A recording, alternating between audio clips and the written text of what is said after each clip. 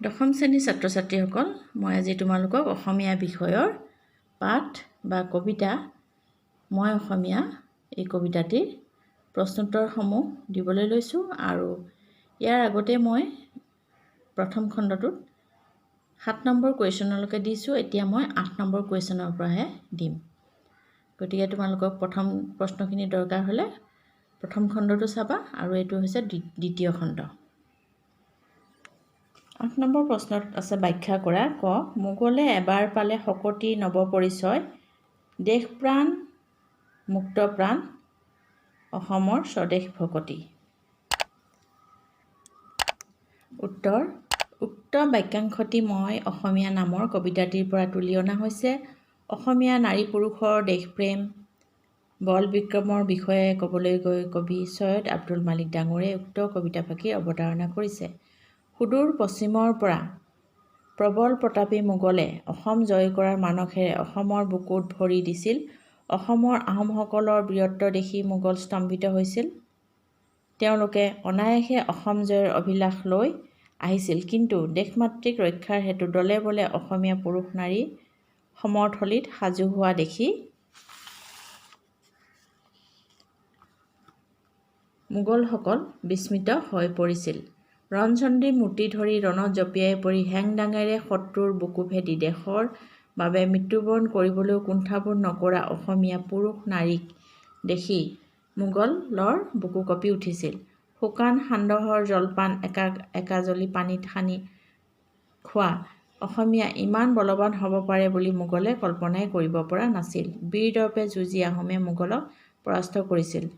মোগলে দেশপ্ৰাণ মুক্তপ্ৰাণ অসমৰ স্বদেশ ভকতিৰ লগতে অসমীয়াৰ শকতি নৱ পৰিচয় পাই অহাৰ বাটেদি ঘূৰি যাবলৈ বাধ্য হৈছিল। 2 নম্বৰ ব্যাখ্যা। দুবৰিৰ পাতে পাতে মুকুতাৰ থোপা, গছকত ভাগে মৰকত, হাতীৰ দাঁতেৰে কৰে খৰমৰ চোলা, ভৰি ধুৱে পোৱালৰ ভৰা দলঙত। উত্তৰ, উক্ত কবিতাফাঁকি আমাৰ পাঠ্যপুথিৰ অসমীয়া সাহিত্য চয়নিকাৰ অন্তৰ্গত ছৈয়দ আব্দুল মালিকৰ দ্বাৰা ৰচিত মই অসমীয়া নামৰ কবিতাটিৰ পৰা তুলি অনা হৈছে। অপৰূপ ৰূপসজ্জাৰে সজ্জিত অসমৰ বিনন্দীয়া ৰূপৰ বৰ্ণনা দিবলৈ গৈ কবিয়ে উক্ত বাক্যাংশটিৰ অৱতাৰণা কৰিছে। প্ৰবল প্ৰতাপী মোগলসকল অসম জয় কৰাৰ মানসেৰে অসমলৈ আহিছিল। প্ৰাকৃতিক সৌন্দৰ্য তথা সম্পদেৰে চহকী অসমৰ বিনন্দীয়া ৰূপ দেখি মোগলসকল স্তম্ভিত হৈ পৰিছিল। কবিয়ে কৈছে যে অসমৰ দুবৰি বনত ৰ'দ পৰি এনেদৰে চিকমিকাই আছে যেন মণি মুকুতাহে ওলমি আছে। সেইদৰে অসমৰ ধূলি বালিত সোণ মৰকত মণিৰ দৰে মূল্যৱান ধাতু কাৰোবাৰ খোজত ভাগি ছিগি পৰে। অসমৰ লোকসকলে মহামূল্যৱান হাতীৰ দাঁতেৰে খৰমৰ চোলা তৈয়াৰ কৰি লৈছিল। বহু মূল্যৱান প্ৰবাল বা পোৱাল মণিৰে সজা দলঙত উঠি অসমীয়াই ভৰি ধুইছিল। এনেদৰে সৌন্দৰ্যৰ আকৰ অসমভূমি আৰু শিল্পীসুলভ অসমীয়াৰ মন দেখি মোগলসকল মোহিত হৈ পৰিছিল। গ, মোহ গ'ল দূৰণিৰ বিদেশী মোগল, অসমত যেতিয়া দেখিলে সৰগৰ ৰূপ বিনন্দীয়া। অসমত বন্দী হ'ল অসমৰ ৰূপমুগ্ধ, দূৰৰ মোগল আহি হ'ল অসমীয়া। উত্তৰ, উক্ত কবিতাফাঁকি আমাৰ পাঠ্যপুথি অসমীয়া সাহিত্য চয়নিকাৰ অন্তৰ্গত ছৈয়দ আব্দুল মালিকৰ ৰচিত মই অসমীয়া কবিতাটিৰ পৰা তুলি অনা হৈছে। অসম জয় কৰিবলৈ আহি মোগলসকল কিদৰে অসমৰ বিনন্দীয়া সৌন্দৰ্যত বিমুগ্ধ হ'ল সেই বিষয়ে কবিতাফাঁকিত কবিয়ে বৰ্ণনা কৰিছে। অসম জয় কৰিবলৈ আহি বিশ্ববিজয়ী মোগলসকল অসমীয়া সৈন্যৰ সাহস দেখি বিস্মিত হৈছিল। অসমীয়া সৈন্যৰ বল বিক্ৰম ৰণ কৌশল বীৰত্বৰ তথা দেশপ্ৰেমৰ সন্মুখত মোগলে পৰাজয় বৰণ কৰিবলৈ বাধ্য হ'ল। আনহাতে অসমৰ বিনন্দীয়া সৌন্দৰ্যত মোগলসকল মুগ্ধ হ'ল। অসমৰ প্ৰাকৃতিক শোভা, অসমীয়াৰ মৌ বৰষা মাত, অসমৰ প্ৰাকৃতিক তথা বনজ সম্পদ দেখি মোহিত হ'ল। তদুপৰি অসমৰ সাগৰ সদৃশ পুখুৰী, দৌল দেৱালয় তথা চাউল হাঁহ-কণীৰে কৰাল বনাই তৈয়াৰ কৰা ইয়াৰ কাৰুকাৰ্যই বাৰুকৈয়ে মোগলক আকৰ্ষিত কৰিলে। যুদ্ধত পৰাজিত মোগলৰ বহুতে যুদ্ধবন্দী হিচাপে অসমত থাকি গ'ল। পাছলৈ অসমৰ সৰগীয়া ৰূপত সৰগীয় ৰূপত মুগ্ধ হৈ নিজকে অসমীয়া বুলি পৰিচয় দিলে। ব্যাখ্যা ঘ জীৱনে মৰণে মই চিৰদিন অসমীয়া, অসমীয়া দেহ প্ৰাণ মন, জীয়াই থাকোঁতে মই অসমৰে অসমীয়া, মৰিলেও পৰিলম অসমৰ অমিয়া মৰণ। উত্তৰ উক্ত বাক্যাংশটি আমাৰ পাঠ্যপুথি অসমীয়া সাহিত্য চয়নিকাৰ অন্তৰ্গত ছৈয়দ আব্দুল মালিকৰ ৰচিত মই অসমীয়া কবিতাটিৰ পৰা তুলি অনা হৈছে। কবিয়ে নিজকে জীৱনে মৰণে চিৰদিন অসমীয়া বুলি ক'বলৈ গৈ উক্ত কথাফাকি অৱতাৰণা কৰিছে। ইয়াত কবিৰ স্বদেশৰ প্ৰতি নিভাঁজ ভালপোৱা ফুটি উঠিছে।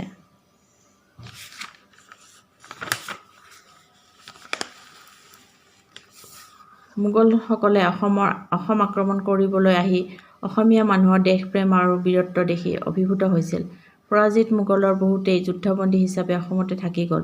পাছলৈ অসমৰ সৰগীয় ৰূপত মুগ্ধ হৈ নিজকে অসমীয়া হিচাপে চিনাকি দিলে। অসমীয়া সংস্কৃতিৰ লগত একাকাৰ হৈ পৰা কবিয়েও নিজকে অসমীয়া বুলি গৌৰৱবোধ কৰে।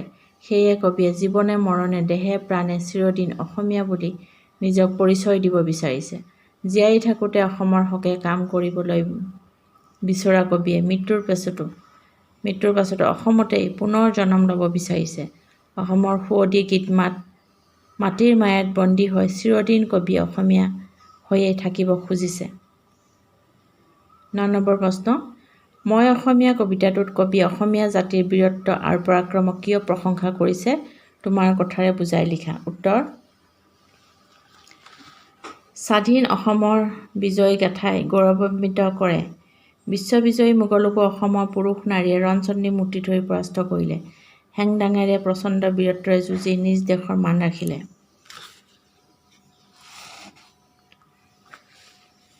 কবিয়ে সুখ অনুভৱ কৰিছে দেশৰ সেনানীৰ স্বদেশ তথা বীৰত্ব অবিহনে ৰাজপুত বিজয়ী মোগলক পৰাস্ত কৰাটো অসম্ভৱ বুলিও কবিয়ে উপলব্ধি কৰিছে। অসম দেশৰ মানুহ সহজ সৰল আৰু অতিথিপৰায়ণ। এই দেশৰ মানুহৰ মৌসনা মাতৰ পৰশত শিল উপমি যায়। ইমান কোমল অন্তৰৰ মানুহেও দেশৰ মান ৰক্ষা কৰিবলৈ বজ্ৰৰ দৰে কঠোৰ হ'ব পাৰে। এই কথাবোৰে কবিক আহ্লাদিত কৰে। সেয়ে হাড়ে হিমজুৱা এজন অসমীয়া হৈ কবিয়ে অসমীয়া জাতিৰ বীৰত্ব আৰু স্বদেশ আৰু পৰাক্ৰমৰ প্ৰশংসাত পঞ্চমুখ হৈ পৰিছে। ১০ নম্বৰ প্ৰশ্ন কবিয়ে কিয় মৰাৰ পাছতো পুনৰ অসমতে জন্ম ল'ব বুলি ভাবিছে বুজাই লিখা। উত্তৰ কবিয়ে নিজ মাতৃ জন্মভূমি অসমক প্ৰাণ ভৰি ভাল পায়। নিজকে অসমীয়া বুলি কবিয়ে গৌৰৱবোধ কৰে। বিশ্ববিজয়ী মোগলকো অসমৰ পুৰুষ নাৰীয়ে ৰণচণ্ডী মূৰ্তি ধৰি পৰাস্ত কৰি নিজ দেশৰ মান ৰক্ষা কৰিলে। সেই অসমীয়া জাতিক লৈ কবি সদা প্ৰফুল্লিত। অসমৰ বিনন্দীয়া প্ৰকৃতিৰ ৰূপত মুগ্ধ হৈ কবিয়ে মৰতত সৰগ ৰচে। সৰগীয় মৌ বৰষা মাতৰ দৰে অসমীয়া গীত মাতে কবিৰ হৃদয় উপচাই ৰাখে। জন্মৰ পিছতে কবিয়ে অসমীয়া ভাষাতেই আই বুলি সম্বোধন কৰিছিল আৰু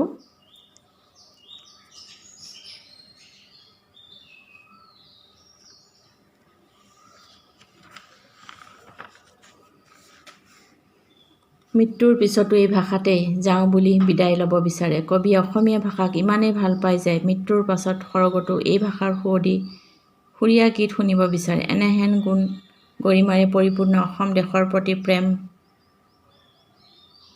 কবিৰ হৃদয়ত সোমাই আছে। সেয়ে স্বদেশৰ প্ৰতি থকা গভীৰ আনুগত্য আৰু স্বজাতিৰ প্ৰতি থকা নিভাঁজ ভালপোৱাৰ বাবে কবিয়ে মৰাৰ পাছতো ইয়াতেই জন্ম ল'ব বুলি ভাবিছে। ১১ নম্বৰ প্ৰশ্ন মই অসমীয়া কবিতাটোৰ সাৰাংশ লিখা। উত্তৰ মই অসমীয়া কবিতাটিৰ মাজেৰে কবিৰ স্বদেশৰ প্ৰতি আনুগত্য আৰু স্বজাতিৰ প্ৰতি থকা নিভাঁজ ভালপোৱা প্ৰকাশিত হৈছে।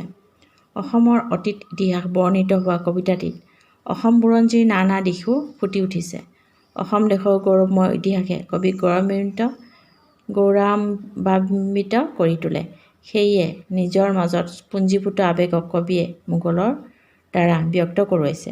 মোগলসকলে অসম আক্ৰমণ কৰিবলৈ আহি অসমীয়া মানুহৰ বীৰত্ব দেখি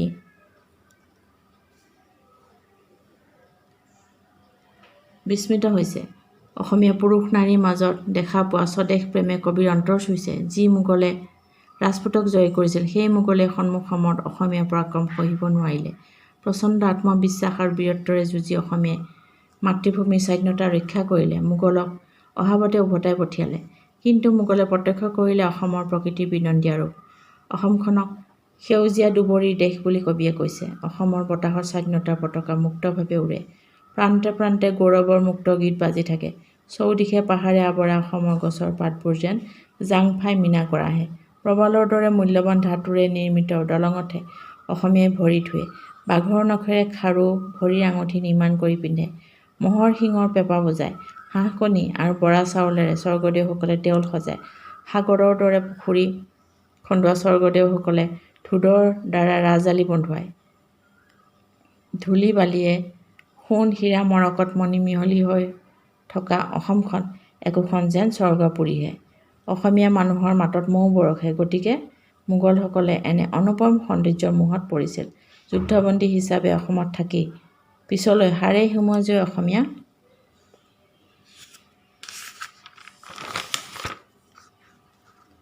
হৈ পৰিছিল।